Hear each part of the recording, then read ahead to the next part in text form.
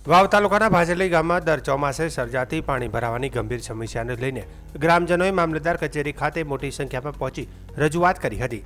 ગામમાં વરસાદી પાણીના યોગ્ય નિકાલની વ્યવસ્થા ન હોવાથી લોકો ભારે મુશ્કેલીનો સામનો કરી રહ્યા હોવાનું રજૂઆતમાં જણાવાયું છે। ગ્રામજનોના જણાવ્યા મુજબ ગામના પ્લોટ વિસ્તારમાં તેમજ મુખ્ય વસાહતમાં વરસાદી પાણી લાંબા સમય સુધી ભરાઈ રહે છે, જેના કારણે લોકોને ઘરની બહાર નીકળવામાં ભારે તકલીફ પડે છે।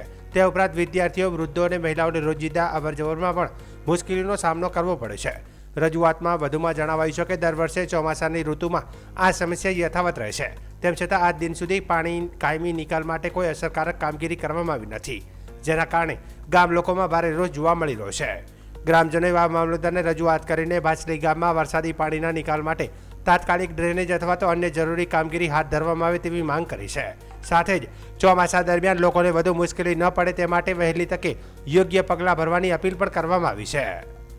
ભાચલી ગામમાં ઘરોમાં પાણી ઘૂસી ગયું છે, પ્લોટ વિસ્તાર પાણીથી ગરકાવ છે, ખેતરોમાં જવાના રસ્તા પણ બ્લોક થઈ ગયા, જેથી ખેડૂતો પણ જે પશુપાલન સાથે અને પોતાની કુટુંબ કબીલા સાથે જે ખેતરોમાં રહે છે એમને જવા આવવા માટે, દૂધ ભરાવવા માટે, કોઈ નાની મોટી બીમારીમાંથી ઘરે જવા આવવા માટેને ખૂબ જ વિકટ પરિસ્થિતિમાં ગામના લોકો છે।